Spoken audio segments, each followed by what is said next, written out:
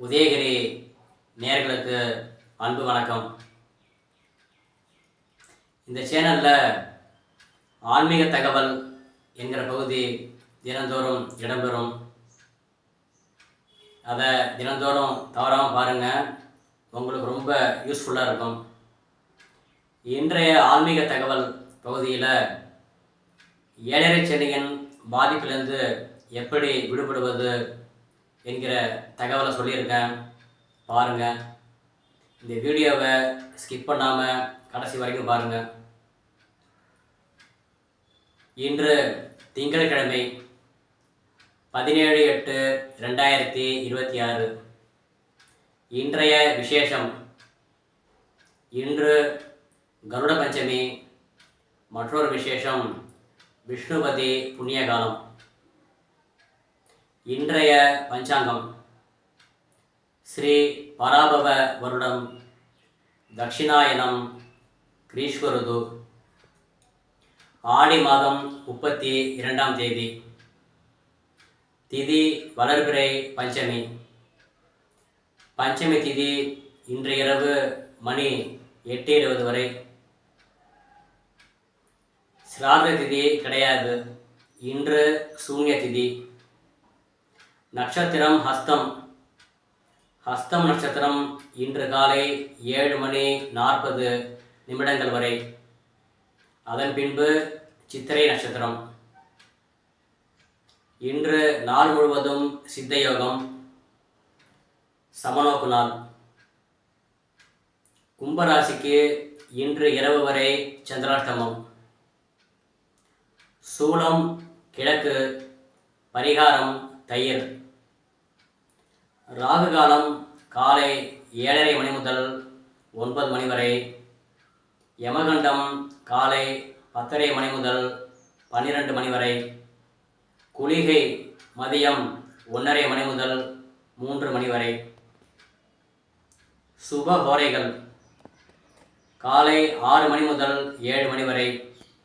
காலை 8 மணி முதல் 9 மணி வரை. காலை 11 மணி முதல் மதியம் 2 மணி வரை. மாலை 3 மணி முதல் 4 மணி வரை. மாலை 6 மணி முதல் இரவு 9 மணி வரை. இரவு 10 மணி முதல் 11 மணி வரை சுப ஹோரைகள். அடுத்து ஆன்மீக தகவல். ஏழரை சனியின் பாதிப்பிலிருந்து எப்படி விடுபடுவது?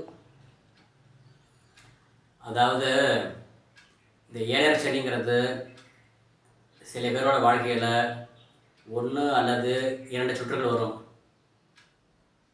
இன்னும் சில பேருக்கு அதிகப்படியாக 3 சுற்றுகள் வரும்.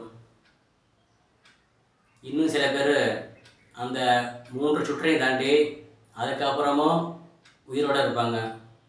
அது ரொம்ப ரேர் கேஸ். அதெல்லாம் இந்த ஏழரை சனியின் பாதிப்பானது சில பேருக்கு ரொம்ப கடுமையாக இருக்கும், சில பேருக்கு மிகவும் குறைவாக இருக்கும். இதெல்லாம் அவங்களோட ஜனனகால ஜாதகத்தை பொறுத்து அமையும். ஏழரை சனியின் பாதிப்பு உங்களுக்கு இருக்கக்கூடாது அப்படின்னு நீங்கள் நினச்சிங்கன்னா, உங்கள் வீட்டில் லக்ஷ்மியோட வாசம் நிரந்தரமாக இருக்கணும் என்கிறத முடிவு பண்ணிக்கோங்க. மகாலட்சுமி வாசம் உங்கள் வீட்டில் நிரந்தரமாக இருந்தால் அந்த வீட்டில் யாருக்குமே ஏழரை சனி பாதிப்பு இருக்காது. வீடை சுத்தபத்தமாக வச்சுங்க. உங்கள் வீடு ஒட்டடை இல்லாமல், குப்பை இல்லாமல் சுத்தமாக இருக்கணும். கிழிஞ்ச செருப்பு, பழைய பிளாஸ்டிக் டப்பாக்கள், துருப்பிடிச்ச தகரம் இதெல்லாம் இல்லாமல் பார்த்துக்கங்க. விளக்க மரம் எல்லா இடத்துலையும் போடக்கூடாது. சில பேர் வீட்டில் பார்த்தீங்கன்னா கிச்சனில் ஒரு விளக்க மரம் இருக்கும், வாசலில் ஒன்று இருக்கும், ரூமில் ஒன்று இருக்கும், தோட்டத்தில் ஒன்று இருக்கும். அங்கங்கே போட்டு வச்சுருப்பாங்க விளக்க மரம். அந்த மாதிரிலாம் இருக்கக்கூடாது. அந்த மாதிரி இருந்ததுன்னா அந்த வீட்டில் மூதேவியோட வாசம் அதிகமாக இருக்கும், லக்ஷ்மியோட வாசம் இருக்கவே இருக்காது. எந்த வீட்டில் மகாலட்சுமி வாசம் இல்லையோ அந்த வீட்டில் ஏழரை சனி பாதிப்பு அதிகமாக இருக்கும். மகாவிஷ்ணுக்கு ஸ்ரீனிவாசன் என்கிற பேர் ஒன்று உண்டு. ஸ்ரீன மகாலட்சுமி. மகாலட்சுமி ஆனவள் பெருமானோட மார்பில் வாசம் செய்கிறதுனால மகாவிஷ்ணுக்கு ஸ்ரீனிவாசன் என்கிற பேர்.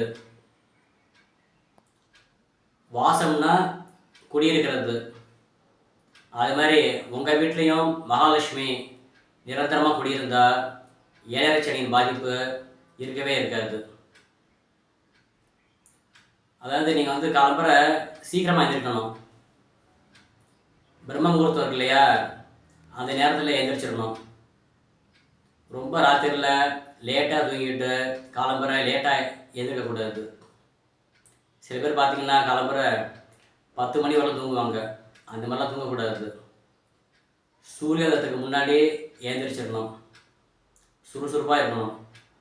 அந்த மாதிரி இருந்தாலே உங்கள் வீட்டில் மகாலட்சுமி வாசம் இருக்கும்.